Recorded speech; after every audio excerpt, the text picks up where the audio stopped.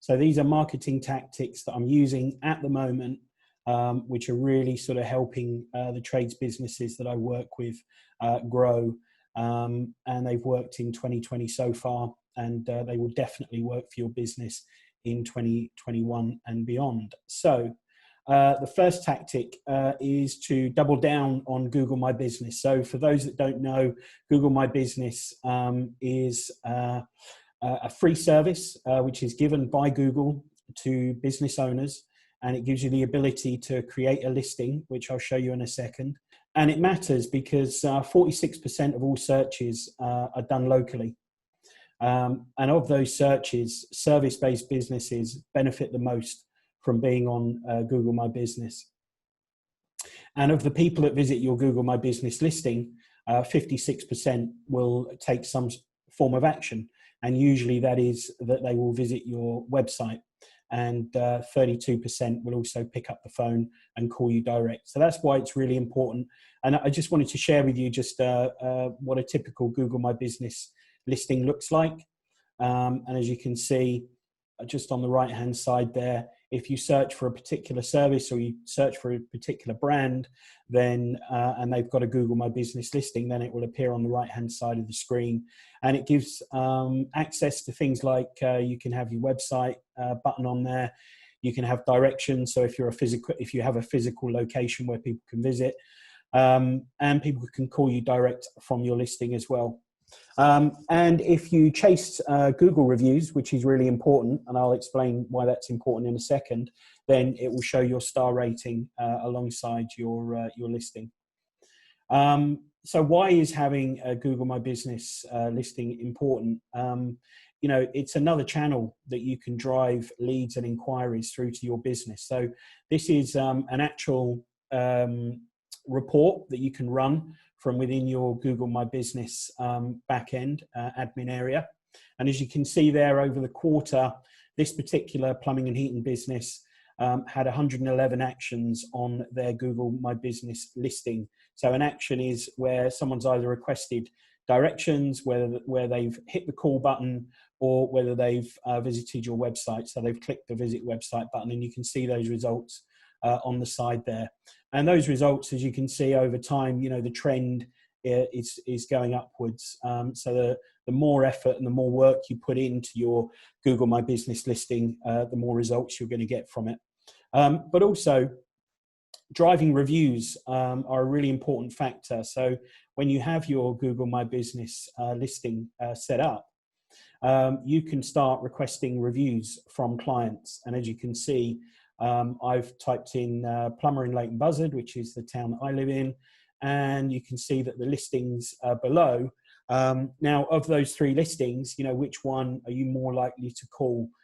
You're more likely to call the one that's got the better star rating for a start, and it appears at the top. So if you put the effort in to optimizing your Google My Business listing, you're basically getting free traffic through to your website. And, you know, the sort of traffic that you're getting is really high quality traffic because people that are searching for local services are what we would call in market. You know, they need your services either now or very soon in the future. The second tactic I want to share, which is working really well for local businesses, is to leverage Facebook groups. So if you run a business that's based locally and you sell into your local area, you must have a Facebook page. You know, that's a prerequisite of running a business these days. But also is proactively marketing your Facebook page. So I just wanted to share with you one way that you can leverage local Facebook groups to get additional reach for your business, to reach new audiences, and ultimately drive inquiries through to your website. So one of the things you can do is when you create content on your own Facebook business page, is you can then share that into local community groups and business groups. That is giving you so much more reach for your posts and for your social media content. And in turn, when people do start to engage more with your posts, because you're reaching new audiences, you can actually invite them to like your Facebook page. So you're getting a double benefit. You're getting additional reach for your content, but you're also growing your Facebook page audience. And as you can see on the bottom right hand of that third arrow, there is a button that appears where you can invite people through to like your Facebook page. So that's just a really simple strategy that you can use to leverage local Facebook groups. So create content on your page, share it into local community and business groups in every area. There'll be dozens and dozens of local pages. And when people do engage with your posts, make sure that you invite them to like your Facebook page as well. So another tactic that you can use is to create some video content. And there's loads of video content creators that do a lot of the work for you and make it really easy to create. What you want to do is create a really simple, straightforward video, as I've done for this particular plumbing and heating business. We created a short teaser video about their reviews and some of the offers that they had on, and then we shared it on our Facebook page, and then we shared that post into Facebook groups. And as you can see, we started to get some really good views and some really good reach. So, it was shown to over 6,000 people watched the video, and of that, 2/3 watched it for at least 10 seconds. So incredible exposure for the business, free exposure. And then what you can do is when you start to promote video content and you start to get views, you can actually delve in and start to look and see who's watching your videos. So if you're unsure maybe who your particular audience that you're pitching to is, by creating more content, putting the content out there and letting people engage and watch it, then you can start to see who your audience is. So of this particular video that we put out, you can see that 53% of the people that watched it were women, and the average age group was 35 to 44. So that starts to give you some good insights into who your target audience is and who's engaging and watching your content. The other thing that you can do with using Facebook groups and video content, if you create a video for your business, like we did there, like I just showed you on the previous slide, you then share and post that into your own Facebook page. And then what you want to do is share it into local community groups. And then what you can do is you can then, using Facebook ads, you can then retarget people who've watched a good proportion of that video. And what that does is that gives you a warm audience that you can serve with further ads. It could be an offer, it could be an invitation to message you through Facebook Messenger. But essentially what you're doing is you're talking to an already warm audience. They've seen some of your content, they've maybe engaged with it.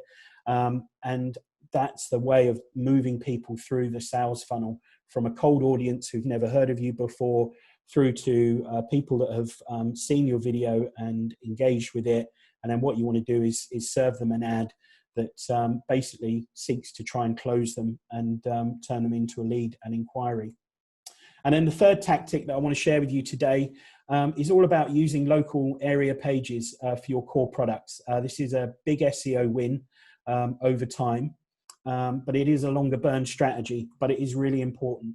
So why use local area pages? So these are pages on your website, and they're great for service area businesses. So businesses that serve a local geographic area.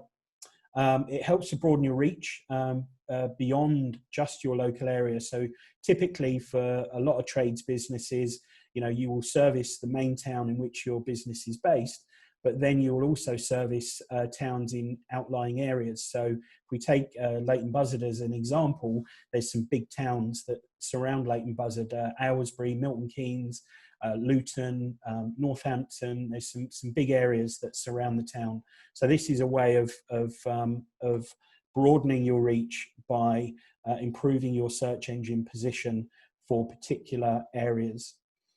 It creates a better experience for prospects, because when they're searching for your service in a particular town, rather than going to your homepage, they will generally go through to one of these local area pages. And it's obviously great for your lead generation because you're providing a much better experience. So how do they work? So what we want to do is use the 80-20 principle. So we want to decide what your main towns are and the suburbs where you get 80% of your work.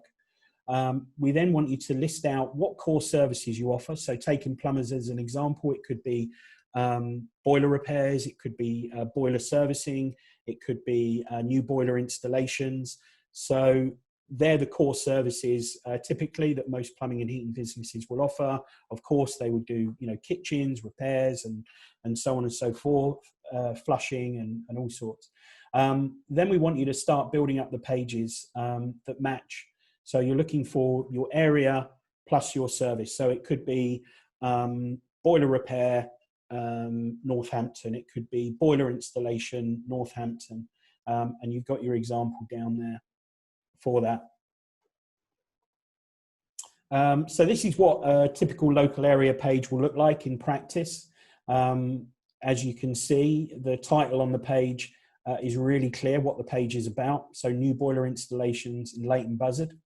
So anyone that's typed that into Google, they will invariably land on this page, and it is really clear that this page speaks directly to them. Which is why the conversion rates of these pages is really, really high, i.e. they're going to get the phone call, or they're going to get the inquiry coming in through email. And then what you want to do with these pages is make it really easy for people to get in contact with you. Most people don't have lots of time. They don't want to read too much information. They've got a problem and they're looking for someone to solve that problem. So by putting a call button square and center on the page, you're increasing your chances that somebody's going to tap that, especially on a mobile, or giving them an alternative to fill in an inquiry form. You're covering both bases. And then you'll see just across the top of the page, you've got some really good sort of building of authority there with displaying the, the Google star rating across the top. And then on the top left, you've got your, the ability to take cards. So you're just, you're hitting all the sort of emotional kind of touch points to increase your chances of getting a conversion. So as you can see there, new boiler installation, Leighton Buzzard, that's one of the key pages. And I just wanted to share with you, so just by doing this, this process, if you look in the bottom right-hand corner of your screen, you can see we actually track the keywords for this particular business. And as you can see, boiler installation, Leighton Buzzard, they're ranked number 4 on Google because we've got this really, highly targeted landing page, local area page for that particular key search term. And, if you look at the ones above, even though this business is not based in these towns, we've got an improving situation on some of the other keywords that they're being targeted for as well. And this is quite a new business in terms of having a presence on Google. So one thing to bear in mind is when you do create these local area pages is to make sure that they're listed somewhere on your homepage. It's really important for Google to be able to find those pages and index them. They need to be linked from your homepage. And a good place to do that is just in the footer of your homepage. And as you can see, on this particular website, we've started to build out more landing pages for key search terms, so boiler repairs, boiler servicing, and then moving on to other towns. Those are being expanded all the time. So just a few things to remember for this particular tactic to work and to be effective. Content for these pages must be unique. You can't just copy and paste from one page to another. The content has got to be as unique as possible. Follow SEO best practices. So things like making sure that, you've got a title on the page, that you've got a good, strong heading on the page, and it correlates with, the search term. And you want to limit this tactic to really 20, 25 pages. You want to focus on quality over quantity. It's really tough to write unique content for 30, 40, 50 pages. So that's why we tend to use the 80-20 rule. Look at where you get 80% of your work from, and look at 80% of your core products, and kind of mix the two together. And then you want to make sure that Google has a good chance of ranking that page well. So you need to have 300 to 400 words in there that are unique to that page, but talk about you know, that particular service in that particular town. And finally, you know, don't keyword stuff. Don't, you know, just write naturally great content. You don't want to try and trick Google, because it doesn't work anymore. It used to 15 years ago, but it doesn't work anymore. Just write naturally great content. And then the fourth tactic, which I'm going to share with you, is, you know, if you're promoting a local service business, a local trades business, then really you've got to look into doing some sort of paid advertising to boost and top up your lead generation, especially if you're a relatively new business and you don't have a good digital footprint. You're going to need some sort of paid tactic to get your leads and to get your phone ringing. So Google Ads are obviously really effective for local businesses. You can see here that when you do a search, Google puts 3 or 4 listings at the top. These are obviously paid ads, and the businesses that appear here are paying to be there. They're paying per click. So every time somebody clicks on that particular ad, they will be paying Google to appear there. It's done very much like an auction. So to appear at the top, if you want to appear sort of above that business, then you're going to need to bid a higher cost per click than that particular business. So it works on the basis of a bidding system. So before you start to get too into doing paid ads, you need to ask yourself a few questions. And these are, what are your business goals? So what are you trying to achieve financially? It's important to kind of start with your objectives. How much extra work can you take on? There's no point running Google ads and Facebook ads if you literally can't take any more work on. But then maybe you've got another problem, which is how do you work smarter? You know, can you take on another van, for example? How many leads do you need per day? So what's your sort of lead to deal close rate? What's your conversion rate? So if you had 10 leads coming in, typically how many of those would you convert into a deal? What's your average invoice value? So taking the plumbing and heating business as an example, you know, they could end up invoicing 70, 80 pounds for a boiler service, or £2,500, £3,000 for a new boiler installation, and everything in between. And then what's the lifetime value of the customer that you're going to attract into your business? So again, taking the example of a plumbing and heating business, if you go out and service a boiler today, then that customer in a year, 2 years, it could be 6 months, it could be a month, who knows? But if their boiler fails and they need to replace their boiler, then, you know, that customer's lifetime value is going to go through the roof. But typically, you know, most good plumbing and heating businesses will retain their customers for a good number of years until they maybe sell up and move house. It could be 3, 4, 5 years or more. So their lifetime value could be really high. You know, and then you've got the spin-off work from doing boiler work or servicing as well. So you've got to understand your numbers. So I use a method called working back when we look at setting up campaigns for clients. And the working back method just kind of starts with the objective in mind. So if you think about, let's say you wanted to target extra revenue, and that extra revenue, you know, you wanted to target was an extra 24,000. Maybe you want to take on another van, and you need to fill that van with work and keep it on the road and to keep it busy. So you're targeting an extra 24,000 in revenue. So how do you generate that revenue from paid advertising? And how do you know whether it's going to be effective in terms of ROI? So the next step you want to say is, well, you know, to get that 24,000 revenue, if we got an extra 3 boiler jobs per week over the course of a month, you know, average boiler, 1,800, 2,000 maybe, but let's say it's £2,000, then that 12 sales is going to net 24,000 in extra revenue. But how do you get those 12 sales? So the next step up in the working back method is, let's say your close rate is 1 in 4. So 1 in 4 quotes you do for a new boiler turns into a job. You know, I know plumbing and heating businesses where it's much higher than that. I know some that are in a very competitive area and it's a little less than that. But, you know, you will know what your average is, and you can use this method for working out your own costings. So to get 12 sales, you're going to want 48 leads. And to get those 48 leads, typically from a Google Ads campaign, the conversion rate from people visiting your website to then making an inquiry, either picking up the phone or calling, or filling in a web form, you're looking at about a 10% conversion rate. So you need 480 clicks.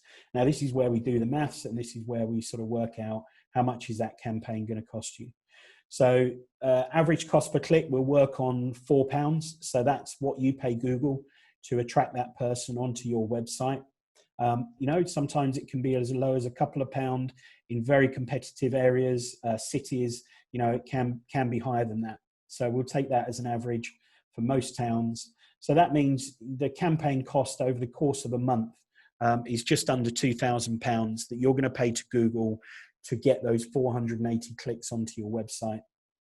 But there is potential revenue there of 24,000. Now, some of those inquiries might be for just they want a boiler repair, but they've come in on a slightly different search. Maybe they want a service.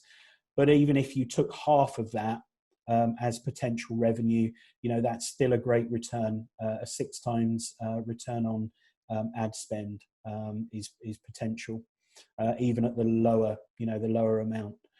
So that just gives you a little bit of an insight into how you can sort of work that back.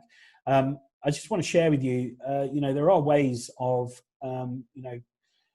stacking the odds in your favor, if you like. There are ways of pulling some levers that, will reduce your costs and make your campaigns far more effective. So the first one is you can lower your cost per click by continually optimizing your Google ad campaigns, reducing wasted clicks, getting rid of negative keywords. So keywords that people are using to search that aren't relevant, for your business and your products and services.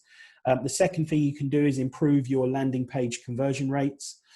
So by adding more social proof, by adding videos, making it really simple for people to make contact for you and make it really easy. And then the final way is improving your lead to deal conversion rates. So improve the journey, improve your customer communications, improve your response times. If you typically leave it 6 to 12 hours before you go back to an inquiry, you're leaving money on the table.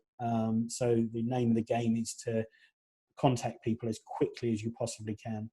And then the final thing I just wanted to share with you, and then I'm sort of wrapping up my part of today's workshop, is putting this all together. How do you kind of put everything together in a bit of a marketing strategy? So you need to think about both long and short-term tactics to grow your business locally. So you can't be always doing short-term tactical campaigns. You need to be thinking about what's the long-term stuff that you can do to build your brand, build your sort of front of mind so people think about your business when they have a problem or a need. And then what are the short-term tactics? So long-term helps to build the brand over time, and short-term is good for driving immediate sales. But once that campaign has come to an end, then you need another campaign to take over to continue it. So you need both to be able to create a sustainable business. So the suggested mix for most sort of local businesses is a mix of 50-50. Look at 50% short-term tactics and 50% long-term. So I've just split these up for you just to give you some ideas on what is considered the long game and what is considered the short game. So long-term stuff is search engine optimization. You work on it today. It's going to take time before it really takes effect. Anything from 3, 6, 12 months before you start to see real tangible results. Google My Business optimization. Again, if you started a Google My Business account today, then you're not really going to see the fruits of your labor for a good sort of 2 to 3 months, and then over time it's going to build. So this is part of the long game. And business networking, again, really effective for growing your business. There's some great networking organizations out there, BNI being one of them, but it does take time to get known in the group, to get known, to get liked and trusted, and build your business through local networking. Then you've got a few short-term campaign tactics. This is known as the short game. So if you want to get your phones ringing fairly quickly, then Google PPC is a way of doing that. Facebook can be effective for raising awareness of your brand and for starting conversations with your target audience. Door drops, so leafleting, local print ads, these are all short-term tactics that can be used to kind of grow your business and get leads coming through. Social media awareness, it kind of straddles both. It's a bit of a long game, but also can be used in the short term. And if you have got a customer database, then you can be emailing them with offers, new products, new services that you offer. And then just finally, you want to then split this down into what you're doing in your business that is considered paid strategy. What are you doing with the audiences that you already own? So your website, your social media, people that follow you on Facebook or Instagram or LinkedIn or wherever else, Twitter. What are you doing to connect with those? And if you have an email list and it's in a CRM, then what are you doing to reach out on a regular basis and make sure that you're front of mind? You could have a referral scheme, for example, and you make people aware of it. And then in terms of an earned strategy, so this is where you earn awareness around your business and impressions. And so you could do some local PR, you could do some local awards to get your business known, or you could create some viral content on social media. So they're all three very viable strategies that you can deploy in your trades business to make sure that you're keeping your awareness up.